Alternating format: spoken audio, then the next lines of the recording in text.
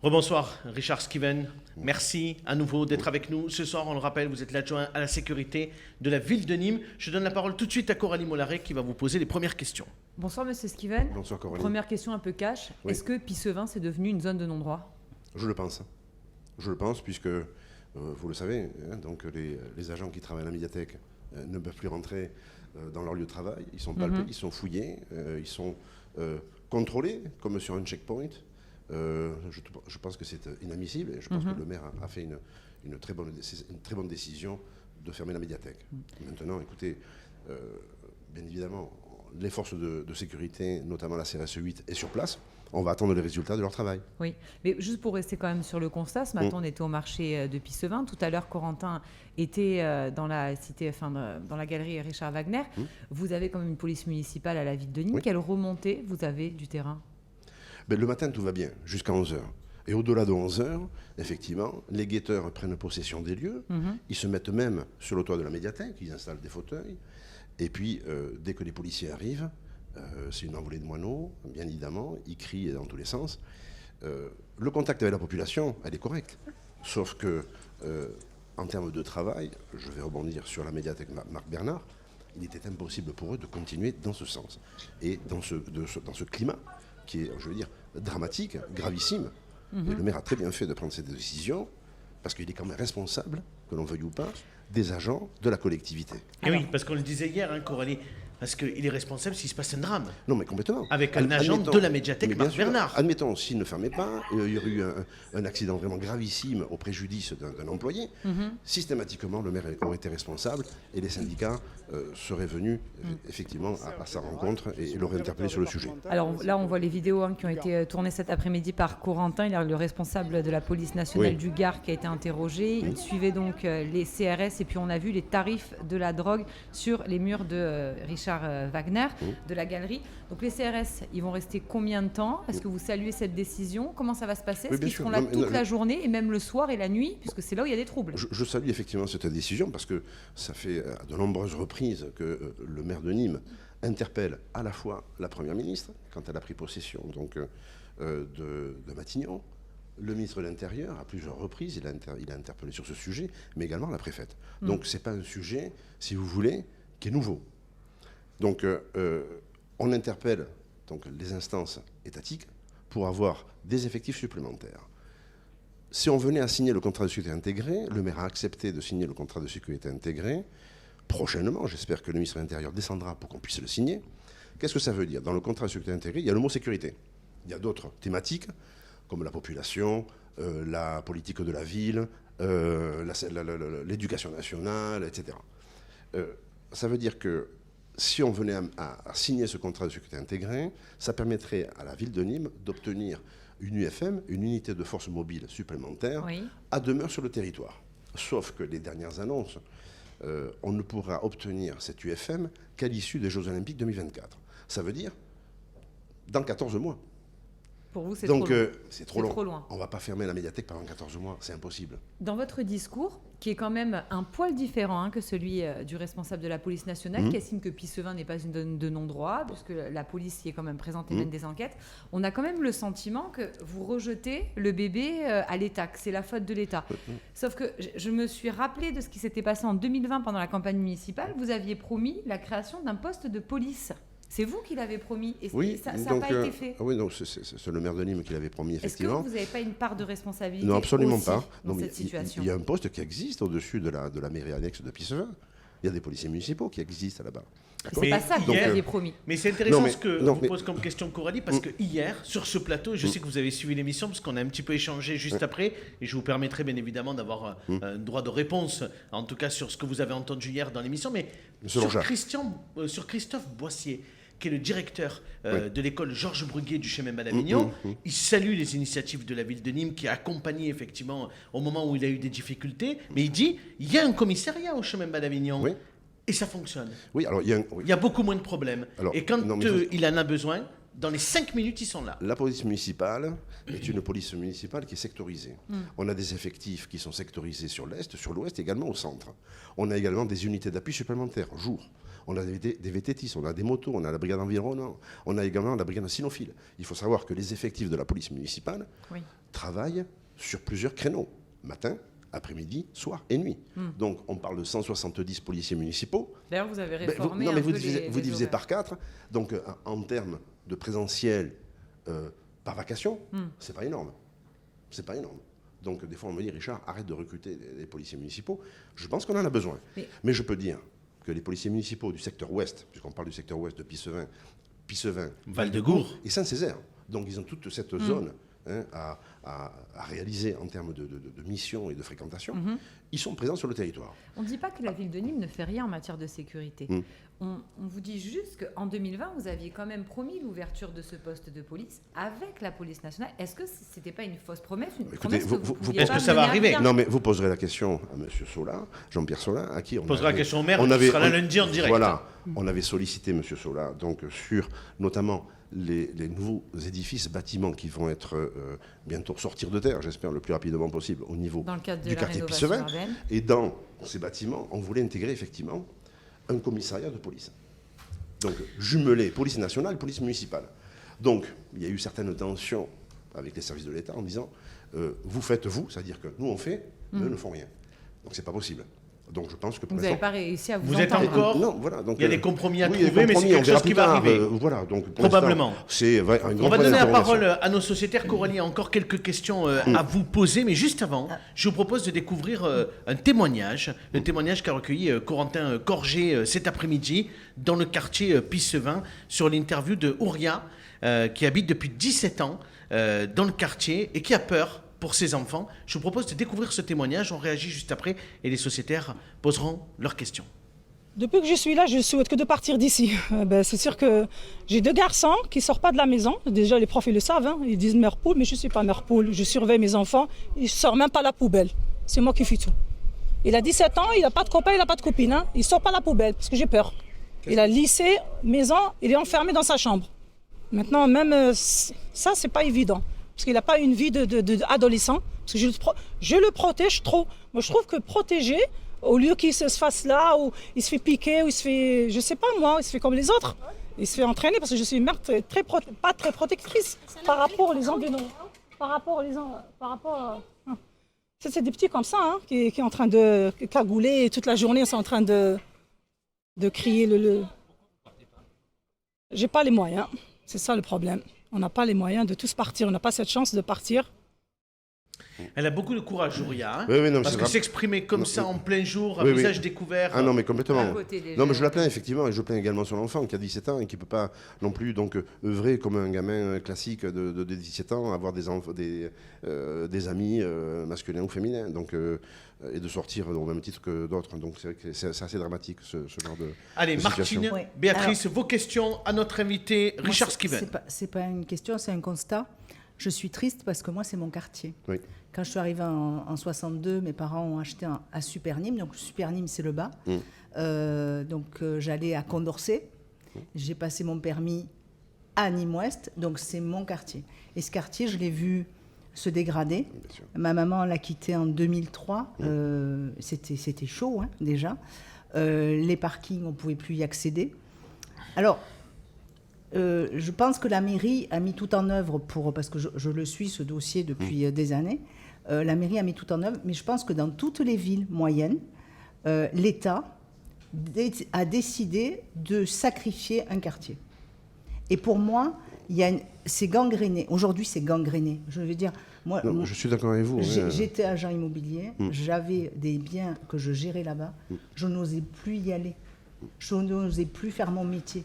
Donc, quand on a la peur au ventre et qu'on n'ose plus aller dans un quartier et qu'on ne se sent pas rassuré, cette dame, je ne sais pas comment elle fait, parce que si son petit n'est pas influençable, elle arrivera à le sauver, mais si son petit est influençable, il va tomber dans la drogue comme les autres. Bien sûr.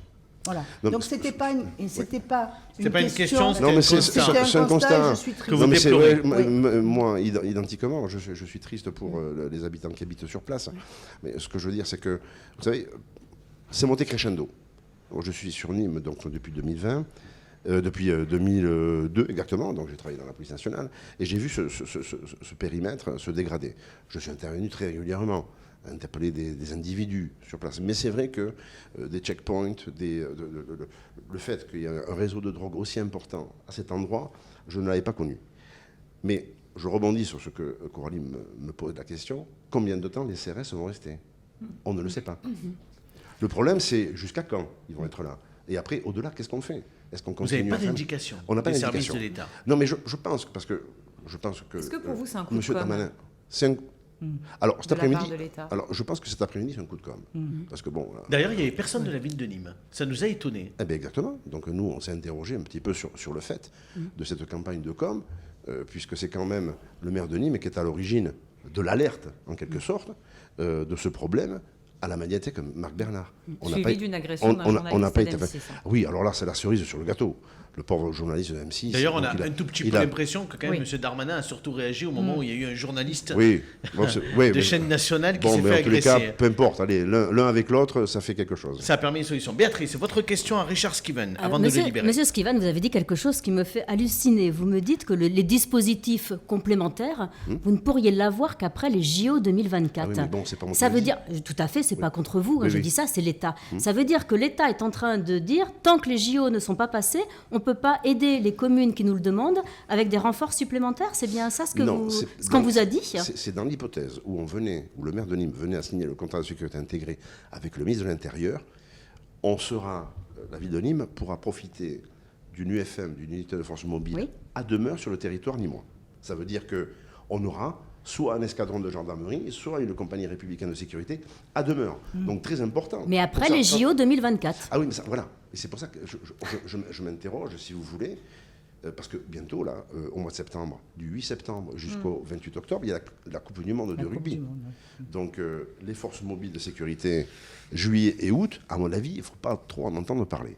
Mais j'espère quand même, parce qu'à partir du moment où l'affaire de la médiathèque Marc Bernard a été très médiatisée, le ministre de l'Intérieur est au courant, le président de la République aussi, j'espère que si, réellement, la CRS 8 venait à partir sur d'autres cieux, j'espère qu'elle sera remplacée par une autre UFM. Je l'espère. On dit un mot sur l'émission d'hier, puisque M. Lorjas était dans cette émission. C'est le président du comité de quartier de Pissevin. Vous m'avez effectivement envoyé un message, puisque vous avez suivi l'émission. Vous vouliez rétablir en tout cas une réalité. La réalité de la présence policière sur le quartier Pissevin, notamment après 17h. Non mais complètement. En fait, l'alerte au niveau de la médiathèque Marc Bernard, on a été alerté au mois de novembre. Et dès le mois de décembre, on a pris comme décision, avec le DG à la sécurité, bien évidemment avec le maire, de positionner des policiers municipaux tous les jours à 17h. Et tous les jours à 17h, les policiers municipaux étaient là pour que les agents de la médiathèque puissent sortir en toute sécurité. Premier point. Ensuite, bien évidemment, les policiers ont été agressés. 2 policiers ont été agressés par les individus qui étaient sur place. Donc j'ai de projectiles, des palettes de bois incendiées, des poubelles sur place, etc. Donc on a demandé à ce qu'un GPO soit réalisé. Donc un GPO, c'est un groupement partenarial opérationnel qui en général permet de traiter un dossier dans les délais les plus brefs. Sauf que les délais les plus brefs ont duré 6 mois. Donc la police nationale et la police municipale se sont partagés cette mission de la sortie des agents à 17h, jusqu'à ce que, effectivement, depuis quelques semaines, les agents se font fouiller, palper, contrôler, filmer, insulter. Donc ça, c'est inadmissible. Coralie avait une dernière question, peut-être, sur la médiathèque, d'ailleurs. Oui, alors peut-être juste... Je vous en prie, Coralie. Ce qu'on a compris en substance dans votre discours, c'est que la signature du contrat de sécurité intégré est remise en cause. Non, absolument pas. Absolument pas, non, absolument pas. Vous comptez Donc, toujours le signer. Ah non, mais complètement. Le maire est tout à fait favorable à le signer. Donc effectivement, on attend le retour du ministre de l'Intérieur. Même si vous avez des moyens après les JO de 2024. Oui, mais ça, on travaille aussi pour le futur. On n'est pas là qu'à l'instant T. Non, mais bien évidemment, nous, on est contents. Absolument qu'une UFM soit à demeure sur le territoire nîmois. Et est-ce que cette UFM, vous pensez qu'elle aura vraiment des résultats concrets sur Pissevin? Est-ce que les gens pourront vivre normalement? Mais je l'espère. Alors le problème, c'est qu'il faut cadrer le terrain. À partir du moment où vous cadrez le terrain, vous embêtez les dealers. Et si vous embêtez les dealers, bien évidemment, ils ne pourront pas vendre leur drogue. Du coup, mais ça permet aussi au tout service d'enquête. Parce que quand on dit, voilà, c'est pas en 2-3 opérations qu'on va régler le problème. Pour faire tomber les réseaux. Il faut que les investigations soient réalisées, que ce soit aussi bien la sûreté départementale que la police judiciaire. Il faut observer, il faut identifier, il faut interpeller et traduire les individus devant la justice. Bien évidemment. Du coup, pour faire tomber le réseau, et ma dernière question qui est corollaire, oui. quand est-ce que la médiathèque rouvrira? Parce qu'il y a quand même 2000 personnes qui étaient affiliées. Je sais. C'est très important pour le quartier, parce qu'en attendant, où est-ce que les enfants vont lire? Vous savez, la médiathèque en un an a énormément perdu. Sophie Roule le disait il y a très peu de temps, il y a 4 classes qui sont venues depuis le début de l'année scolaire. 4 classes. Alors les chiffres que j'ai, c'est en 2018 quand vous l'avez rénové. Voilà. Donc, c'est affreux. Mais même les gens de quartier ne venaient pas. Donc là, il y a une déperdition en termes de public. Ne venez plus. Ne venez plus. Ne venez plus, oui. Ne venez plus. Donc, voilà. On a une date de réouverture ou non, pas encore? C'est la question que me posait ce matin le directeur de cabinet de la préfète. Si les conditions sont réunies en termes de sécurité pour que les agents de la collectivité puissent revenir sur site et travailler en toute sécurité, le maire, bien évidemment, il a dit dans son communiqué de presse... En attendant, pour l'instant, il y a un transfert, le matériel notamment informatique a été transféré pour des questions de sécurité. Oui, donc là-dessus, là les services techniques ont certainement fait le nécessaire et les agents vont certainement retravailler dans d'autres directions. Monsieur Skiven, si vous êtes d'accord, on va vous garder encore 2-3 minutes parce qu'on va accueillir notre deuxième invité, c'est Christian Bastide. On va le faire rentrer tout de suite en plateau. C'était pas prévu, mais il est là en coulisses. Monsieur Bastide, élu à la ville de Nîmes, à l'agglomération, conseiller départemental. Il connaît bien la problématique des quartiers. Et puis c'était important. Bonsoir, monsieur Bastide. Bonsoir. Merci beaucoup d'être là. Monsieur Skiven, vous pouvez prendre l'autre micro qui est juste à côté, puisque c'est prévu, ce canapé. Il peut accueillir 2 personnes. Monsieur Bastide, merci beaucoup d'être là ce soir. Et puis, bien évidemment, vous avez entendu, vous étiez en coulisses, mais vous avez suivi les questions que nous avons posées à monsieur Skiven et puis la situation à Pissevin. Et je pense qu'avec Coralie, on avait bien envie de vous faire réagir sur la situation. Oui, donc bon, merci de cette invitation, à cette rencontre de ce soir, à votre émission. Tout d'abord, moi, je crois que bien sûr, dans les réactions, c'est d'apporter, c'est ce que nous avons fait, que ce soit Vincent Bouget, moi-même, etc., notre soutien à la fois au personnel, bien sûr, de la médiathèque, et aux journalistes, parce que c'est dans ce pays, il faut qu'on puisse exercer son travail dans de bonnes conditions, bien évidemment, mais voilà, on n'a pas le droit de voir ce qui s'est passé. Ensuite, donc, moi, je suis un petit peu... en tout cas, j'ai une analyse différente. De aucune manière, je vais mettre de côté les vrais problèmes, les vraies problématiques qui existent. Pas que sur Pissevin, sur d'autres quartiers. Mais je considère que le quartier de Pissevin, on peut se rendre sur le quartier de Pissevin. On peut circuler dans ce quartier. Il y a des problèmes qui sont connus, qui sont identifiés. Notamment les questions de la drogue. Enfin, pas tout le monde peut circuler, pardonnez-moi. Pas tout le monde. Les personnes qui sont identifiées par les guetteurs après qui se lèvent, pas tout le monde. Pas tout le monde peut-être peut circuler, mais ceci dit, c'est pas une zone où on ne peut pas accéder. Moi, je regrette. C'est pas une zone de non-droit. C'est pas une zone de non-droit. Comme l'a dit M. Skiven en début de propos. En fait, peut-être que je me suis emballé. Ce que je veux dire, c'est que, on en a parlé juste avant avec Christian, l'État dans ce quartier, notamment, c'est un quartier QPV ou QRR, quartier de reconquête républicaine. Est-ce qu'on y est arrivé? Je ne pense pas. Donc je pense que c'est un échec. Voilà. Monsieur Bastide, vous partagez l'analyse que fait M. Skiven, l'adjoint à la sécurité de la ville de Nîmes? Bien évidemment qu'il y a des choses qui ne vont pas. La preuve, c'est la démonstration. Mais ceci dit, une petite remarque. Aujourd'hui, la gestion, elle est menée par la municipalité. C'est le 4e mandat de M. le maire, de M. Jean-Paul Fournier. Il ne découvre pas aujourd'hui les difficultés qui sont rencontrées dans ce quartier de Pissevin comme dans d'autres. C'est récurrent. Donc on ne peut pas faire... Bon, alors c'est sûr que c'est important de prendre des mesures. D'ailleurs, au passage, je souhaite que la médiathèque ouvre le plus rapidement possible, parce que je partage ce que vous avez indiqué tout à l'heure. La médiathèque, c'est la culture, c'est la lecture. Chaque fois qu'il y a des difficultés... ou on ferme, ou on empêche des salons par rapport à la culture. La culture, c'est un droit, c'est un accès, ça permet de développer justement son savoir. Donc les habitants, les élèves de ce quartier ont le droit d'avoir leur médiathèque. Oui. Bien évidemment, dans les meilleures conditions possibles. Le problème, c'est que c'est les agents... excusez-moi, allez-y. Non, mais ce que vous dites quand vous citez les 4 mandats de Jean-Paul Fournier, c'est que pour vous, la ville de Nîmes, elle a une part de responsabilité dans la situation? Et si oui, laquelle? L'État a sa part de responsabilité. Bien sûr, la police nationale, etc. Chacun je ne mets pas de côté les responsabilités de l'État, mais nous sommes sur le territoire de la ville de Nîmes, et la ville de Nîmes a aussi sa part de responsabilité. C'est pour ça que je disais, on ne découvre pas aujourd'hui ce qu'il se passe sur ce quartier-là. Non, mais et même, puis la solution que ce de soit fermeture... Madame la préfète comme Madame la procureure, dans leurs articles, communiqués de presse, pensaient découvrir la réalité des choses. Non, c'est totalement faux. Jean-Paul Fournier, ça fait très longtemps qu'il est impliqué dans la sécurité des administrés nîmois et dans la sécurité des personnes et des biens. On le voit avec les caméras, l'augmentation de la police municipale. On fait tout pour. Donc on ne peut pas dire le contraire. D'ailleurs, 169 policiers municipaux aujourd'hui à Nîmes. Exactement. Donc la médiathèque, c'est un moment de diversification de la population. Mais qu'est-ce qui n'a pas marché pour vous, Monsieur Bastide? Voilà, c'est ça la question. Bon, il y a beaucoup de choses qui n'ont pas marché. Par rapport à la ville de Nîmes. Tout d'abord, pendant des années, on a réduit les médiateurs. Les médiateurs, c'est très important dans les quartiers, parce que c'est un lien entre les jeunes qui sont en difficulté, c'est un lien avec les habitants. Ce rôle-là, bien souvent, il n'y a qu'eux qui peuvent le faire. Ce que vous dites, c'est qu'il n'y a pas que des policiers municipaux et des caméras. Il y a autre chose. On a réduit le rôle de ces médiateurs comme on a réduit le rôle des services publics. Et je pense que les médiateurs dans les transports en commun également, ils ne sont plus là. Donc je pense qu'on a besoin aujourd'hui d'avoir cette réflexion.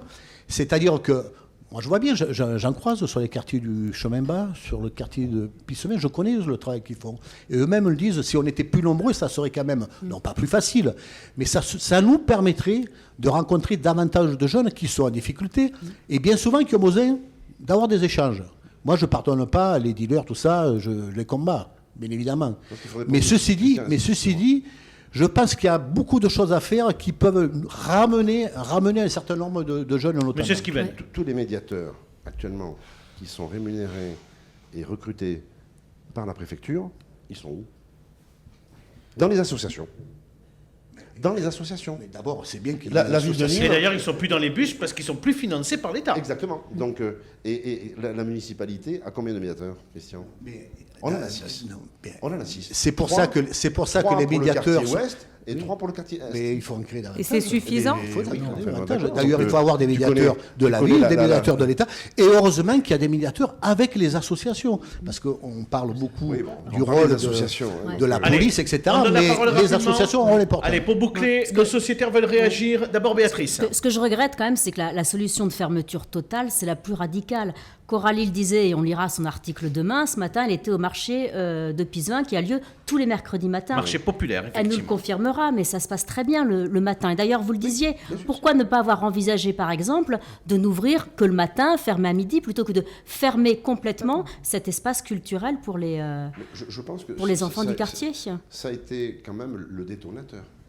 Parce que si le maire ne prenait pas la décision de fermer la médiathèque, peut-être qu'on serait encore avec des agents sur place, encore les agents à se faire interpeller, invectiver, menacer, palper, fouiller. C'est impossible. Voire même avec des situations, comme ce que disait Abdel, des situations nettement plus graves. Et là-dessus, je vous rassure, le maire aurait pu en prendre, la responsabilité était largement engagée. Donc, c'est vrai que j'ai lu dans la presse que certains syndicats se sont immiscés sur cette décision prise par Jean-Paul Fournier. Mais je pense que le rôle d'un syndicat, c'est quoi? C'est de protéger les agents. Donc c'est un peu contradictoire. Martine, un dernier mot pour clôturer. Je vais vous rappeler quelque chose, c'est que ce quartier, quand vous avez l'espace où il y a le marché, à droite, vous avez les tours, à gauche, vous avez Soleil Levant, ce ne sont que des propriétaires. Il n'y a pas de logements sociaux. Ces propriétaires qui avaient des biens ont laissé leurs biens complètement à l'abandon parce qu'ils ne sont plus dans la capacité de payer tous les dégâts. C'est-à-dire que tous les parkings ont été fermés. Donc ces gens-là, ils sont en pleine déshérence et du coup, ils laissent leurs appartements à louer à n'importe qui va payer les loyers. Ils ne payent plus leurs charges. Ils ne payent plus leurs charges, voilà. Donc ça, il faut le rappeler, on est sur vraiment des logements qui sont privés. Juste pour terminer, pour boucler, parce que je sais que le temps nous est compté, c'est intéressant ce que vous dites, parce que parallèlement à ce qui est en train de se passer, la situation qui est en train de s'aggraver, il n'y a jamais eu autant d'argent dans le cadre de l'ANRU qui va être déversé sur ce quartier. Et dans le cadre des tours Wagner privées, la SPL fait un gros travail pour racheter, rénover et reloger. Mais pour autant, il y a quand même la criminalité, le trafic de drogue qui a augmenté. Qui est Donc il bien y a ce installé, paradoxe-là. malheureusement, ouais. Est-ce que ça va être pérenne ou est-ce que ça va s'arrêter? Puisque là, c'est vrai que les Et est-ce commerces que ont été l'ANRU, vidés. peut-être pour prolonger ce que dit Coralie aussi, Oui. est-ce que l'ANRU est une des solutions ou pas pour arrêter ce trafic de Mais, drogue je- ou elle ne va faire que le Je le pense. déplacer? J'ai assisté donc lundi au projet, au COPIL donc, du projet en rue sur le quartier du chemin bas d'Avignon et Je du sais Clos même pas, ça d'Orville. s'est arrangé quand Et même. du Clos d'Orville. Donc c'est, je pense que, comme ce que je disais, c'est un peu frustrant, nous élus. Depuis de nombreuses années, on parle de ce projet. On en est en 2023. Il y a quelques coups de pioche, il y a quelques bâtiments qui sont démolis. Mais pour l'instant, on ne voit rien sorti de terre. C'est vrai que c'est un peu frustrant et je me mets effectivement à la place des personnes qui habitent dans des quartiers que l'on dit sensibles, d'attendre effectivement que ces immeubles, ces nouvelles résidences sortent de terre. Merci beaucoup, Richard Skiven, d'avoir été avec nous ce soir. Avec plaisir. Vous êtes sursollicité en ce moment. On vous Oui, c'est remercie pas mal. d'être venu dans le club ce soir, adjoint à la sécurité de la ville de Nîmes.